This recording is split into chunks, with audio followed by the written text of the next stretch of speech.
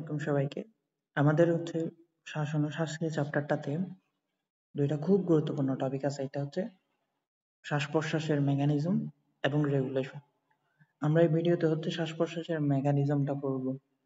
রেগুলেশনটা আমরা পরের ভিডিওতে পড়ব ইনশাআল্লাহ। তো দেখো, যে শ্বাস-প্রশ্বাস বা রেসপিরেশন যেটা আছে সেটা হচ্ছে বেসিক্যালি দুইটা পার্ট। এটা হচ্ছে ইনস্পিরেশন, আমি এখানে লিখে ফেলি রেসপিরেশন। রেসপিরেশন মানে হচ্ছে কি শ্বাস-প্রশ্বাস দুইটা পার্ট। এটা হচ্ছে কি যে তুমি এভাবে লিখতে পারো, ইন্টারনাল রেসপিরেশন, ইন্টারনাল আর হচ্ছে কি এক্সটার্নাল। বহিঃশ্বসন বা অন্তঃশ্বসন এগুলো পড়বা। এই এক্সটার্নাল রেসপিরেশনটাকে হচ্ছে দুইটা পার্ট, একটা হচ্ছে কি ইন্সপিরেশন বা যে প্রশ্বাস নেওয়া, আর একটা হচ্ছে কি এক্সপিরেশন, নিঃশ্বাস ত্যাগ করা। ঠিক আছে, এটা তোমরা সবাই জানো আসলে, আমি এটা আর বোঝায় বলতেছি না। ইন্সপিরেশন যেটা আছে, ইন্সপিরেশন মানে হচ্ছে কি শ্বাস নেওয়া। আমার শ্বাস নিতে হচ্ছে কি আমার কি লাগে, এটিপি লাগে বা হচ্ছে কি লাগে, শক্তি লাগে, শক্তি লাগে। তাই এই যে ইন্সপিরেশনকে বলা হয় কি অ্যাক্টিভ প্রসেস। ঠিক আছে, এই শক্তিটা ইউজ হয় কোথায়, আমার কিছু মাসল আছে, পেশি আছে, যেগুলাকে কি করতে হয়, সংকুচিত বা কন্ট্রাক্ট করতে হয়। কি কি মাসল? একটা হচ্ছে ডায়াফ্রাম, একটা হচ্ছে কি এক্সটার্নাল ইন্টারকোস্টাল মাসেল। তোমাদের বইয়ে ইন্টারকোস্টাল মাসেল আছে, তুমি পড়বা external intercostal muscle. Intercostal muscle তিনটা, সবার বাইরে থাকে এক্সটার্নাল ইন্টারকোস্টাল মাসেল, মাঝখানে থাকবে হচ্ছে কি যে ইন্টারকোস্টালিস ইন্টিমিস বা হচ্ছে ট্রান্সভার্স থোরাসিস, না সরি, মাঝখানে থাকে হচ্ছে কি যে ইন্টারনাল ইন্টারকোস্টাল, আর একদম ভিতরে থাকে হচ্ছে কি ট্রান্সভার্স থোরাসিস বা হচ্ছে ইন্টারনাল ইন্টারকোস্টালিস ইন্টিমিস। ঠিক আছে, আচ্ছা। তো আমার এক্সটার্নাল ইন্টারকোস্টাল মাসলটাই কিসে ভূমিকা রাখে, ইন্সপিরেশনে ভূমিকা রাখে। এতটুকু তোমার জানা উচিত। এরপরে আমরা একটা জিনিস পড়বো, বেসিক পড়বো, সেটা হচ্ছে বাতাস কখন ফুসফুসে ঢুকবে। বাতাসের ধর্ম হচ্ছে কি জানো, বাতাস বাতাস হচ্ছে কি হাই হাই প্রেসার থেকে লো প্রেসারে যায়। বাতাসের ধর্ম হচ্ছে যেখানে হাই প্রেসার থাকবে সেখান থেকে সে সব সময় কি হবে, লো প্রেসারের দিকে যাবে। যখন তোমার এমনি নর্মাল, এটা হচ্ছে কি আমাদের হচ্ছে কোথায়, এটা হচ্ছে নর্মাল অবস্থায় আমাদের লাং ধরো, এটা কি নর্মাল অবস্থায় লাং। নর্মাল অবস্থায় লাং এর মধ্যে হচ্ছে ধরো 10 গ্রাম বাতাস আছে, 10 গ্রাম বাতাস আছে। তুমি কি করলা, সে লাংটাকে ফোলাইলা, মানে বড় করলা, যে শ্বাস নেওয়ার শুরুতে হচ্ছে লাংটা ফুলে যায়। ফোলাইলে কি হবে, সেম 10 গ্রাম বাতাসই হচ্ছে এখন বড় একটা লাঙে আছে, বড় লাঙে আছে। তখন হবে যে কি, এটাতে প্রেসার বেশি থাকবে, প্রেসার বেশি থাকবে, এটাতে কি হবে, প্রেসার কমে যাবে, তাই না? মনে করো একটা রুম, সে রুমের মধ্যে, ছোট একটা রুমের মধ্যে তোমরা 100 জন আছো। সেই 100 জনকে আমি যদি বিশাল একটা রুমের মধ্যে হচ্ছে কি যে পাঠায়া দেই, তাহলে তোমাদের মধ্যে চাপাচাপি, ধাক্কাধাক্কির পরিমাণ কমে যাবে না ভাইয়া? অবশ্যই কমে যাবে। তখন কি হবে, প্রেসার কমে যাবে। তাহলে নর্মাল অবস্থায় লাঙে যতটুকু প্রেসার থাকে, লাং বড় হইলে কি হয়, প্রেসারটা কমে যায়। যেহেতু প্রেসার কমে গেছে, বায়ুমণ্ডলে দেখো, আমরা নর্মালি হচ্ছে কি নর্মাল ধরো একদম চুপসান অবস্থায়, আমি একটা জাস্ট লাইন লিখি, চুপসান অবস্থায় যখন লাং একদম চুপসে আছে, চুপসানো চুপসান অবস্থায় লাঙে লাং এ প্রেসার হচ্ছে কোথায়, বায়ুমণ্ডলীয় প্রেসার, মানে বাতাসের মধ্যে যতটুকু প্রেসার আছে, বায়ুমণ্ডলে যতটুকু প্রেসার আছে, লাংয়ের মধ্যে চুপসান অবস্থায় কি আছে, ততটুকু প্রেসার আছে। এখন তুমি লাংটাকে বড় করে ফেলছো, তাহলে প্রেসারটাও কমে গেছে, অর্থাৎ লাংয়ের ভেতরের প্রেসার এখন বায়ুমণ্ডলের প্রেসারের তুলনায় কমে গেছে। ঠিক আছে, তখন হবে যে কি তোমার যে বাতাস, যেহেতু বাইরে প্রেসার বেশি ভিতরে কম, তখন কি হবে, বাইরে থেকে বাতাস ভিতরের দিকে ঢুকবে। এটা খুবই কমন একটা সেন্স। এবার তোমার যখন ডায়াফ্রাম, ডায়াফ্রাম তো চিনো, এটা হচ্ছে আমাদের বুক, এটা হচ্ছে আমাদের, মানে হচ্ছে ধরো এটা একটা তুমি, এটা হচ্ছে তোমার বুক, এটা হচ্ছে তোমার পেট। তো বুক এবং পেটের মাঝখানে কি থাকে? একটা পর্দা থাকে, সেটাকে বলা হয় ডায়াফ্রাম। ওই যে ডায়াফ্রামটা তোমার নর্মালি অন্য অবস্থায় থাকে, এরকম বাঁকানো অবস্থায় থাকে, যেটাকে বলে মধ্যচ্ছদা বলা হয়। এখন তুমি যখন কি করবা, একটু কন্ট্রাক্ট করবা বা ডায়াফ্রামে সংকুচিত করবা, তখন হয় যে কি দুই সাইড থেকে টান খায় জিনিসটা। তাহলে দুই সাইড থেকে যখন টান খাবে জিনিসটা এরকম হয়ে যাবে না? শুরুতে এরকম বাঁকানো ছিল, এখন এই সাইড থেকে এই সাইড থেকে যখন টান দিবে তখন জিনিসটা এরকম বাঁকা থেকে সোজা হয়ে যাবে। তখন জিনিসটা কিরকম হয়ে যাবে ভাইয়া আমার? এরকম হয়ে যাবে, তাই তো? তখন আমার হচ্ছে কি যে আগে ছিল এখানে এতটুকু পরিমাণ, তাহলে এখানে যে ডায়ামিটার, এখন ডায়ামিটার কত? এটা। তাহলে এখনকার ভার্টিক্যাল ডায়ামিটার বা হচ্ছে ভার্টিক্যালের যে দূরত্বটা বেড়ে গেছে না? তাহলে হচ্ছে কি, তাহলে আমরা বলতে পারি ডায়াফ্রাম যখন কন্ট্রাক্ট হয় তখন কি হয়, ভার্টিক্যাল ডায়ামিটার বা উপরে নিচের যে দূরত্ব সেটা কি হয়, বেড়ে যায়। এটাই তোমার এখানে বলা আছে। আবার যখন এক্সটার্নাল ইন্টারকোস্টাল মাসল যখন টান খায়, এটা হচ্ছে কি যে আমাদের নর্মাল অবস্থায় এক্সটার্নাল ইন্টারকোস্টাল মাসল টান খায়, আর এটা হচ্ছে আমাদের পরশুকা। তখন হয় যে কি, যে জিনিসটা একটু অ্যান্টেরিয়র ডায়ামিটারটা বেড়ে যায়। কিভাবে বাড়ে এটা মেডিকেলে আসলে বুঝবা, কারণ এখানে তোমাকে যদি আমি পরশুকা কিভাবে থাকে এটা না দেখাই তাহলে তুমি বুঝবা না। এটা বোঝার জন্য মেডিকেলে এটা মনে রাখো, এক্সটার্নাল ইন্টারকোস্টাল মাসল যখন টান খায়, রিবস গুলা একটু বা পরশুকা গুলো একটু উপরের দিকে উঠে যায়। আর যখনই উপরের দিকে ওঠে তখন কি হয়, যে আমার অ্যান্টেরিয়র পোস্টেরিয়র ডায়ামিটারটা বেড়ে যায়। তাহলে তুমি পরীক্ষায় যদি রেসপিরেশন বা হচ্ছে শ্বসনের ধাপ লিখতে বলে, তাহলে ইন্সপিরেশন লিখবা কি, দুইটা দুইটা মাসেলের কারণে হয়, একটা হচ্ছে মধ্যস্থতা বা ডায়াফ্রাম, আর একটা হচ্ছে কি এক্সটার্নাল ইন্টারকোস্টাল মাসল। এই ছবিটা একটু আঁকলে ভালো, তখন লিখবা কি, এটা লিখবা, ডায়াফ্রাম কি হয়, কন্ট্রাক্ট হয় বা সংকুচিত হয়, কুচিত হয়। টান দিয়ে লিখবা হচ্ছে কি, উপরে নিচে, নিচে ডায়ামিটার বা হচ্ছে তুমি বলতে পারো হচ্ছে কি দূরত্ব কি হয়, বেড়ে যায়। ঠিক আছে? ডায়ামিটার যদি বেড়ে যায় তখন কি হবে, ভিতরে প্রেসার কমে যাবে। কি হয় তাহলে, বুকের ভিতর, ভিতর অথবা দেখবা ফুসফুসের, ফুসফুসের ভিতরের, ভিতরের প্রেসার, প্রেসার কি হয়, কমে যায় ভাইয়া। আর ফুসফুসের ভিতরে যদি প্রেসারটা কমে যায় তখন কি হয়, তখন হয় যে কি, বাতাস, বাতাস প্রবেশ করে, করে। ঠিক আছে? তাহলে এটার ক্ষেত্রে কি লিখবা, এটার ক্ষেত্রে হুবহু সেম, সেটা হচ্ছে এক্সটার্নাল নাল ইন্টারকোস্টাল মাসল কি হয়, মাসল কন্ট্রাক্ট করে। তাহলে কি হয়, সামনে পিছে ডায়ামিটার বেড়ে যাবে, সামনে পিছে ডায়ামিটার বা দূরত্ব, পিছে ডায়ামিটার বাড়ে, বাড়ে, আর বাকিটা সেম সেম, বুঝছো? সেম এস অ্যাবভ, মানে উপরে যেটা লেখা আছে, বুকের ভেতর বা ফুসফুসের ভেতর প্রেসার কমে যাচ্ছে, তাহলে বাতাস কি করবে, নাক দিয়ে প্রবেশ করবে। এবার এক্সপিরেশন যেটা আছে বা নিঃশ্বাস যেটা আছে, যেটা আমরা শ্বাস ত্যাগ করি, সেটা হচ্ছে প্যাসিভ প্রসেস, মানে হচ্ছে এখানে কি লাগে না, নো এনার্জি নিডেড, জি নিডেড, মানে কোনো এনার্জি লাগে না। ঠিক আছে?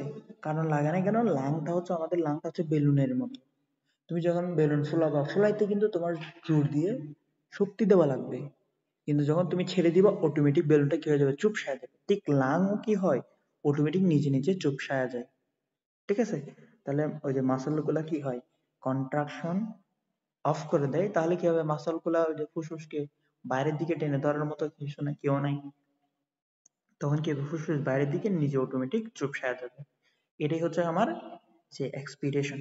এবার গ্যাসিয়াস এক্সচেঞ্জটা আমার পড়া লাগবে, মানে গ্যাসীয় আদান প্রদানটা কি হয়। তো আমরা প্রথমে পড়বো অক্সিজেনের। ঠিক আছে?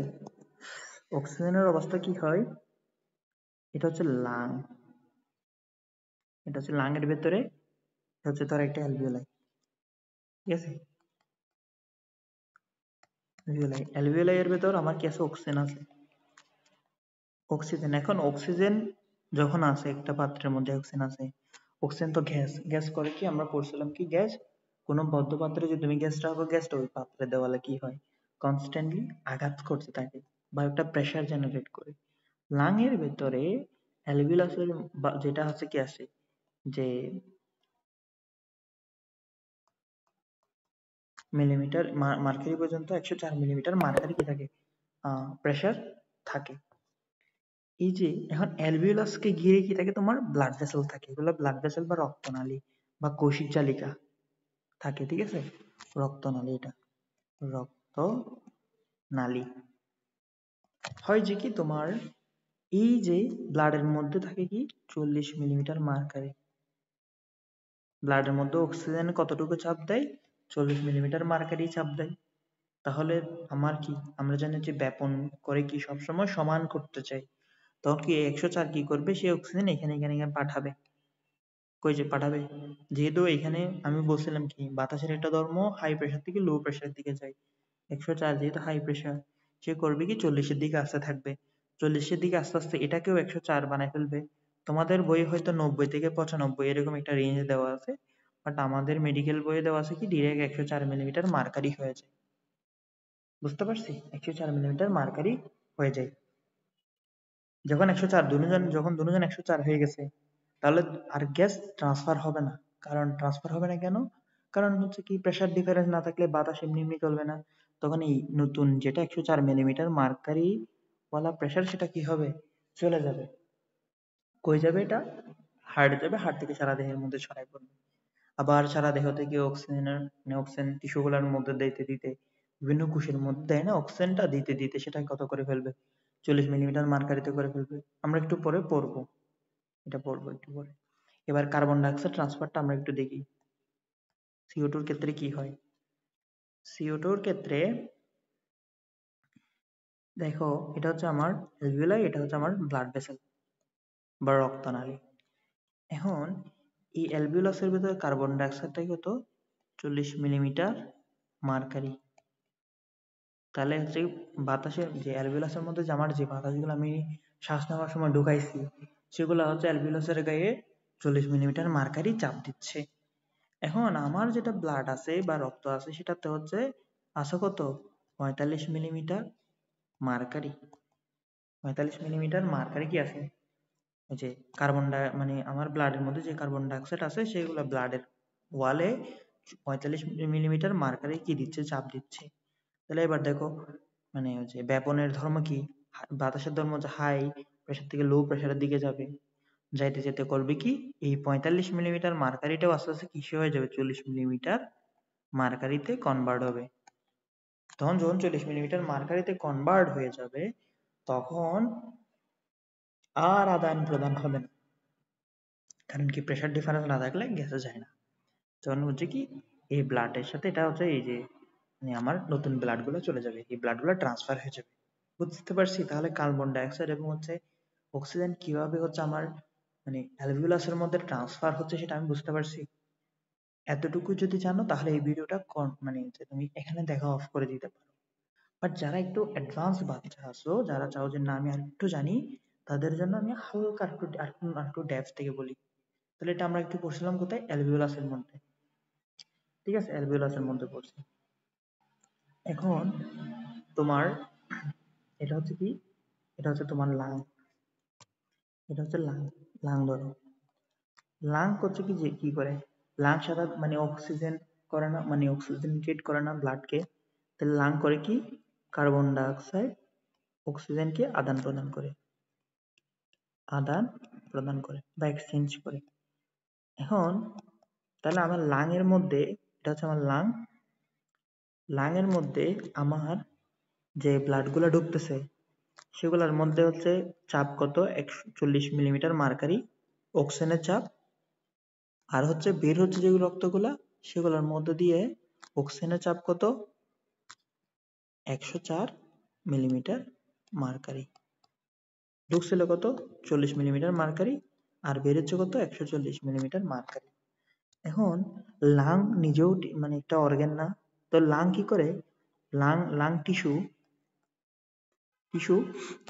কাজ করার সময় সে কি করে? সে কি ইউজ করে? সে কার্বন ডাইঅক্সাইড, অক্সিজেন ইউজ করে ফেলে। সে কি করে? অক্সিজেন ইউজ করে। তাহলে সে যখন ইউজ করে ফেলে, বুঝছো? তাহলে এখন তার মানে হচ্ছে ইউজ করার কারণে ওই যে 104 মিলিমিটার মার্কারিটা আর 104 মিলিমিটার মার্কারি থাকে না, সেটা থাকে কত? 95 মিলিমিটার মার্কারি। তুমি এতটুকু জানো। কেমনে হয় সেটা আমরা মেডিকেলে আসলে তখন জানবা। বাট এতটুকু জানাটা মানে তুমি তোমার লেভেলের অনেক উপরে জানো, অনেক ইন্টারেস্টিং একটা জিনিস জানো। তাহলে আমার লাং থেকে আলটিমেটলি যে ব্লাডটা বের হইলো, একদম লাং থেকে, সেটা কত? 95 millimetre, sorry, millimetre mercury oxygen আছে, বুঝছো? এখন হয় যে কি দেখো, এটা হচ্ছে আমার একটা এই যে কৌশিক জালিকা, মানে এই যে লাং থেকে কোথায় আসবে? এটা হার্টে আসবে, হার্ট থেকে কই যাবে? সারা দেহে যাবে, সারা দেহে। সারা দেহে কেমনে কাজ করে এটা আমরা দেখবো। এটা হচ্ছে আমার কৌশিক জালিকা। এবার এখানে কি আছে? এটা এখানে একটা সেল আছে, বুঝছো? তাহলে আমার এখানে তাহলে এই হার্ট থেকে সারা দেহের মধ্যে রক্তটা এদিক বরাবর আসছে। তাহলে হার্ট থেকে হচ্ছে 95 মিলিমিটার মার্কারি হচ্ছে কি ছিল? 95 মিলিমিটার মার্কারি যে রক্তগুলো আসছে সেগুলো সবগুলা কি? 95 মিলিমিটার মার্কারি কি অক্সিজেনের প্রেশার আছে এগুলাতে, সবগুলাতে, বুঝছো? এখন এই সেলের মধ্যে তোমার অক্সিজেনের প্রেশার হচ্ছে কত? 40। তখন করবে কি? হাই প্রেশার থেকে অক্সিজেন এদিকে যাওয়া শুরু করবে। যদি যাওয়া শুরু করে তখন কি হবে? এটারও প্রেশার আস্তে আস্তে আস্তে আস্তে কমতে কমতে কমতে কত চলে আসবে? 40 মিলিমিটার মার্কারি হবে। বুঝতে পারছি? 40 মিলিমিটার মার্কারি হবে। তারপরে এটা হার্টে যাবে। সারা দেহ থেকে আমরা জানি হার্ট, রক্তটা আবার হার্টে আসে না? হার্টে যাবে। হার্ট থেকে কই যাবে? লাঙে আসবে। তাহলে আমি চিত্রটা যদি এখানে একটু এরভাবে আঁকি, লাং লাং কি করলো? রক্তটা হার্টে পাঠাইলো, হার্টে পাঠাইলো, হার্ট থেকে টিস্যুতে গেল, টিস্যুতে গেল, টিস্যু থেকে আবার রক্তটা কই আসলো? হার্টে গেল, হার্ট থেকে কই গেল? লাঙে গেল ঘুরে ফিরে। তো এখন দেখো, যখন লাং থেকে বের হইলো সেটা হচ্ছে 95 মিলিমিটার মার্কারি ছিল। হার্ট থেকেও 95 মিলিমিটার মার্কারি নিয়ে টিস্যুতে ঢুকছে। টিস্যু থেকে বের হওয়ার সময় সেটা হয়ে গেছে 40 মিলিমিটার মার্কারি। আর সেই 40 মিলিমিটার মার্কারিটা আমার কই ঢুকছে? লাঙের মধ্যে ঢুকছে। এটা আমরা একটু আগে দেখছি, তাই না? আচ্ছা, এবার এতটুকু জানলে তোমার লেভেলে তুমি অনেক বেশি জানো। এইভাবে কার্বন ডাইঅক্সাইডের সাইকেলটা আমি এখানে দেখাচ্ছি না, এটা পরে জানবা। তো এতটুকু পর্যন্ত তোমরা স্ক্রিনশট নিয়ে রাখো। নিলে তোমরা হচ্ছে পরীক্ষায় এতটুকু সাজা টাজা লিখতে পারলে হয়ে যাবে। সাজায় গুজায় লিখে দিবা, ভাইয়া যা বলছে একটু রিডিং দিবা, হয়ে যাবে ইনশাআল্লাহ। ওকে, আজকে তাহলে এতটুকুই। সবার জন্য শুভকামনা। আসসালামু আলাইকুম।